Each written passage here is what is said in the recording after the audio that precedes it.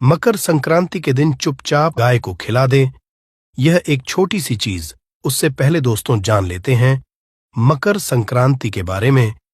सूर्य जब एक राशि से दूसरी राशि में प्रवेश करते हैं तो ज्योतिष में इस घटना को संक्रांति कहते हैं। हर महीने संक्रांति का पर्व आता है, परंतु माघ महीने में आने वाली मकर संक्रांति सबसे ज्यादा महत्वपूर्ण होती है। इस दिन सूर्य धनु राशि के निकलकर मकर राशि में प्रवेश करता है। मकर संक्रांति से सूर्य उत्तरायण होते हैं।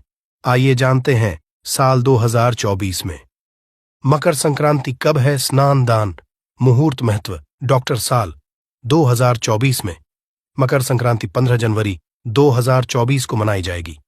इस दिन पवित्र नदी में स्नान के बाद सूर्य पूजा करने वालों को आरोग्य, धन, सुख, समृद्धि और अक्षय पुण्य की प्राप्ति होती है। मकर संक्रांति का पर्व पूरे भारत में धूमधाम से मनाया जाता है। पंचांग के अनुसार साल 2024 में सूर्य 15 जनवरी 2024 को प्रातः 2:54 पर धनु राशि से निकलकर मकर राशि में प्रवेश करेंगे। मकर संक्रांति के दिन सूर्य अपने पुत्र शनि की राशि मकर में प्रवेश करते हैं। मान्यता है कि मकर संक्रांति के दिन पानी में काला तिल और गंगा जल मिलाकर स्नान करने से कुंडली के ग्रह दोष दूर होते हैं। सूर्य और शनि दोनों की कृपा मिलती है। मकर संक्रांति के दिन से सूर्य उत्तर दिशा की ओर गति करते हैं। इस अवधि में सूर्य का तेज अधिक होता है।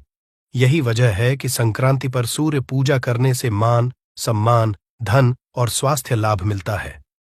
कहते हैं इस दिन गुड़, अन्न, वस्त्र, काला तिल, खिचड़ी आदि का दान करने वालों को मोक्ष की प्राप्ति होती है। मकर संक्रांति से धरती पर अच्छे दिनों की शुरुआत मानी जाती है। सूर्य के उत्तरायण से देवताओं के दिन का आरंभ होता है। धार्मिक मान्यताओं के अनुसार मकर संक्रांति के दिन स्वर्ग का दरवाजा खुल जाता है। इसलिए इस दिन किया दान पुण्य अन्य दिनों में किए गए दान पुण्य से अधिक फलदायी होता है। इस दिन पोंगल का पर्व भी मनाया जाता है। वास्तव में 15 जनवरी मकर संक्रांति के दिन अगर आप ये उपाय कर लेते हो तो यकीनन आप पर मां लक्ष्मी की कृपा होगी और आप धनवान बन जाओगे।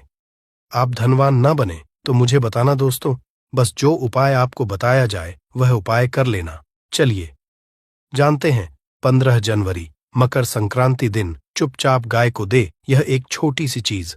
रोडपति भी होंगे, करोड़पति मिलेंगे, सभी संकट और कष्टों से मुक्ति, मृत्युदंड, पितृदोष तुरंत होगा खत्म। पूरे साल आपके भरे रहेंगे अन्न धन के भंडार। यूं कहे कि आपकी 7 पुश्तें तक करेंगे। रुपयों पैसों पर राज दोस्तों, 7 पीढ़ियों तक बैंक बैलेंस बढ़ता चला जाएगा। सभी दुख, दर्द, संकट, कष्ट है वह दूर हो जाएंगे और सभी सुख आपके कदमों में आ जाएंगे। सभी सुख आपके चूमेगी।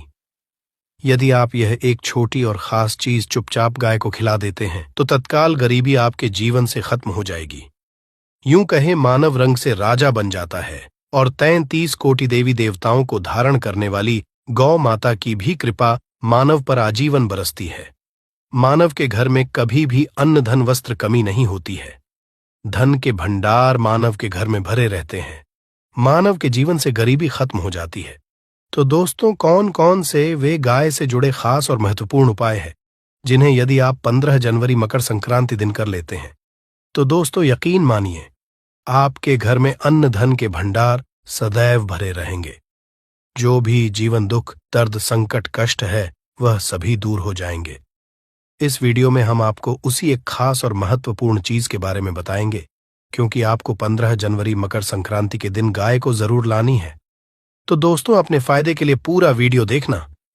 यदि आज की इस वीडियो को अपने बीच में से देखा, काट कर देखा तो यकीन मानिए जीवन में आपको कभी सफलता हासिल भी नहीं होगी, क्योंकि इस वीडियो में आपको कुछ ऐसे उपाय गाय से जुड़े बताने वाले हैं जिन्हें करने से आपके जीवन के जो भी दुख, दर्द, संकट है या कामयाबी होने में कोई बाधाएं आ रही है, सभी से छुटकारा मिलने वाला है।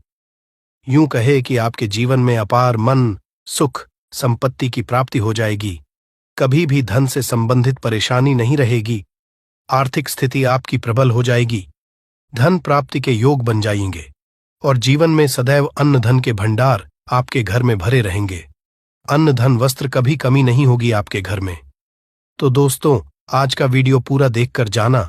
यदि आप चाहते हैं आपके और आपके परिवार पर सदैव गौ माता की कृपा से, आपके पितरों की कृपा से, देवी देवताओं की कृपा से।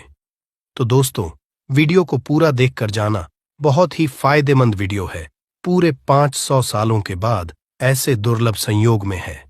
तो पूरा वीडियो देखकर जाना यदि आप लाभ हासिल करना चाहते हैं और 7 पीढ़ियों तक कभी कोई किसी तरह की कमी ना हो, ये फल चाहते हैं, तो वीडियो को पूरा देख के जाना। बहुत ही लाभप्रद वीडियो है आपके लिए। दोस्तों, वीडियो को आगे शुरू करें उससे पहले आपसे रिक्वेस्ट करते हैं, वीडियो को लाइक कर देना और कमेंट बॉक्स में सच्चे दिल से जय गौ माता जरूर लिख देना, जिससे माता की कृपा आपके और आपके परिवार के ऊपर सदैव बरसती रहे। और ज्यादा से ज्यादा वीडियो को शेयर जरूर करना, ताकि और लोग भी इस वीडियो के माध्यम से लाभ हासिल कर सके। इन उपायों को करने से अपने जीवन में सदैव धन सुख संपत्ति की प्राप्ति कर सके। तो शेयर करना ना भूले इस वीडियो को, जिससे और लोगों का भी भला हो। आपको बता दें, इस दिन तीर्थ स्नान करना बहुत ही फलदायी गया है। यदि कहीं तीर्थ स्थान पर पवित्र नदी में स्नान करना संभव ना हो, तो आप क्या करें, घर पर ही नहाने वाले पानी में गंगा जल की कुछ बूंदें डालकर स्नान कर लें। और साथ ही साथ यदि आप स्नान आदि से निवृत्त हो जाएं, सर्वप्रथम तो अपने घर के पूजा स्थान को साफ कर वहां पूजा पाठ करें। आप और पितरों के निमित्त तर्पण, पिंड दान तो आपसे बने अन्न धन वस्त्र दान जरूर करें। और 15 जनवरी मकर के दिन दान करने से सभी मनोकामनाएं पूर्ण हो जाती हैं।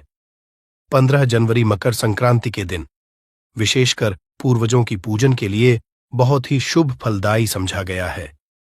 मकर संक्रांति के दिन पिंडदान करने से पूर्वजों की आत्मा को शांति मिलती है और उनको मोक्ष मिलता है। और आपको बता दे, इस बार जो इस दिन पितृपूजा के साथ साथ हनुमान जी मंगल देवता और भगवान शनिदेव की भी पूजा जरूर करनी चाहिए। आपको बता दें कि इस दिन यदि आप हनुमान जी और मंगल देवता भगवान शनिदेव की पूजा करते हैं, तो मंगल का ग्रह जनित दोष भी दूर हो जाता है। मानव के जीवन में धन सुख संपत्ति की प्राप्ति हो जाती है। समस्त मनोकामना मानव की पूर्ण हो जाती है। और दोस्तों, साथ ही साथ अब बात करें, आपको उस दिन मतलब ये जो मकर संक्रांति के दिन है, इस दिन आपको एक उपाय तो जरूर करना है। गाय का उपाय बताने से पहले एक उपाय आपको बता दें, उपाय को जरूर करें। क्या करें कि शाम के समय पीपल के पेड़ के नीचे आपको सरसों का चौमुखी दीपक, आटे का दीपक बनाना है। चौमुखी, उसमें आपको कलावे की बाती लगाकर सरसों के तेल का दीपक जला देना है और बीच में 2 साबुत फूल वाले लौंग भी डाल दें। फिर देखिए कैसे चमत्कार आपके जीवन में होता है। शाम के समय जलाकर उसे छोड़े, मनोकामना मांगकर।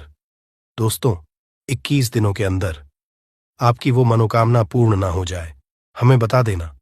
बहुत ही प्रभावशाली उपाय बताया मैंने, आपको बहुत ही दुर्लभ से दुर्लभ है। इस बार नए वर्ष को उपाय को जरूर करें। ये उपाय जो है बहुत ही आपको लाभ देगा। और अब बात करें गाय से जुड़े कौन कौन से उपाय। आपको इस दिन मतलब गाय से जुड़े उपाय, जिन्हें करने से मानव को 7 पीढ़ियों तक बैंक बैलेंस की कमी नहीं होती।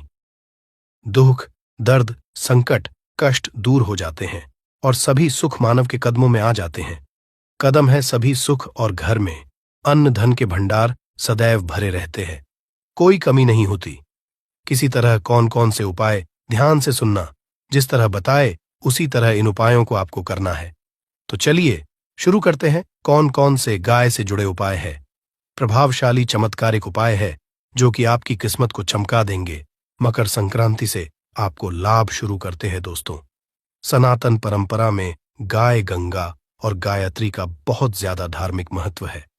मान्यता है गौ माता के शरीर पर 33 कोटि देवी देवताओं का वास होता है। गौ माता की पूजा करने वाले जातक पर इन सभी देवी देवताओं की कृपा बरसती है। गौ सेवा से न सिर्फ इस जन्म के बल्कि पूर्व के भी दोष दूर हो जाते हैं। गाय से हासिल पंचगव्य का उपयोग जरूर शामिल करें, क्योंकि पंचम गव्य के बिना कोई भी पूजा पाठ और हवन सफल नहीं होता।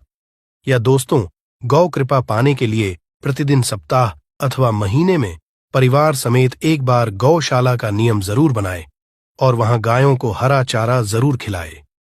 इससे आपको शुभ फलों की प्राप्ति होगी। और साथ ही साथ गौ सेवा और गौ पूजा से 9 ग्रह शांत हो जाते हैं। और इनसे जुड़े 200 का निदान हो जाता है। गर्मियों में गौ माता को पानी पिलाए और सर्दी में गौ माता गुड़ जरूर खिलाए। ध्यान रखे कि गर्मियों में गाय को गुद ना खिलाए। अनेक देवी देवताओं को अपने शरीर पर धारण करने वाली गौ माता से जुड़े कई शुभ और अशुभ संकेत भी होते हैं। मसलन गाय का दूध धोते समय यदि गाय ठोकर मार दे और सारा दूध बिखर जाए तो अब शगुन होता है। यदि कोई यात्रा पर निकल रहा हो और गाय अपने बछड़े को दूध पिलाती सामने आ जाए तो निश्चित रूप से जिस यात्रा के लिए आप निकले हैं वह यात्रा आप जरूर ही सफल होगी और वह जिसके लिए आप निकले हैं वह जरूर ही पूर्ण होगा। यात्रा पर जाते समय बाईं ओर गाय की आवाज और रात्रि में गाय की हुंकार करना भी शुभ होता है। दोस्तों, साथ ही साथ गाय के साथ आप भूलकर भी दुराचार न करें, अन्यथा मिलता है घोर पाप और जीवन भर की परेशानियां बनी रहती हैं।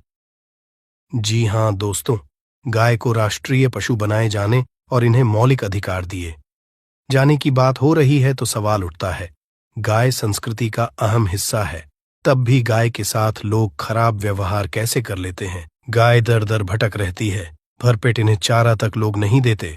गाय जब तक दूध देती रहती है तो उनकी सेवा होती है और जैसे ही दूध देना बंद कर देती है तो लोग इन्हें उनकी किस्मत पर छोड़ देते हैं, सड़कों पर और गलियों में भटकने के लिए। ऐसे में गोवंश जीवों को कोई डंडे मारता है तो कोई पानी डाल देता है, कभी वाहनों की चपेट में आ जाती है तो कभी बीमार होकर बेचारी यह गाय दम तोड़ देती है। ऐसे में जरूरत है इन बातों को जानने की लेकर शास्त्रों में क्या कहा गया है, गाय के साथ आपको कैसा व्यवहार करना चाहिए। दोस्तों, गाय को कभी भी मारना पीटना नहीं चाहिए। शास्त्रों में गाय को माता का दर्जा दिया गया है। गाय को मारने वाला माता को मारने पीटने वाले के समान पाप का भाग्य समझा जाता है। नर्क लोक में वर्षों तक कष्ट भोगना पड़ता है। अगले जन्म पशु योनि में मिलता है। कथा है कि गौतम मुनि ने गलती से गाय को डंडा मार दिया था, जिससे गाय की मृत्यु हो गई थी और इस पाप से मुक्ति के इन्हें वर्षों तक तपस्या करनी पड़ी। भगवान श्री कृष्ण जी ने बैल स्वरूप में आए वृद्धाश्रम का वध कर दिया था, जिससे मुक्ति के लिए भगवान श्री कृष्ण को संपूर्ण तीर्थों को एक कुंड में बुलाना पड़ा और इस कुंड में स्नान से वह पाप मुक्त हो गए थे। दोस्तों, साथ ही साथ पानी पी रही गाय को भगाते हैं, वे घोर पाप के भागी बनकर नर्क भोगते हैं, ऐसा पुराणों में बताया गया है। जबकि जो लोग गाय के लिए प्याऊ चार बनवाते हैं वह महाभाग्यवान होते हैं। ऐसे लोग घोर पाप से मुक्त होकर स्वर्ग पा जाते हैं और बड़े ही धनवान कुल में जन्म लेकर सुख भोगते हैं। और साथ ही साथ आराम कर रही गाय को कष्ट देकर कभी भी उठाना नहीं चाहिए। कहते हैं कि जिस स्थान पर गाय बैठी है वहां से नकारात्मक ऊर्जा खत्म हो जाती है। गाय के बैठने की जगह को जो लोग नियमित साफ रखते हैं वह जन्म में किए गए जाने अनजाने में पापों मुक्ति हो जाती है और गोलोक में स्थान पाते हैं। गाय को डंडा मारकर उठाना, पानी डालकर उठाने से मनुष्य पाप का भागी बनता है और अगले जन्म में उसे दर दर भटकना पड़ता है। और साथ ही साथ शास्त्रों में बताया गया है कि गाय का दूध उसके बछड़े के लिए होता है।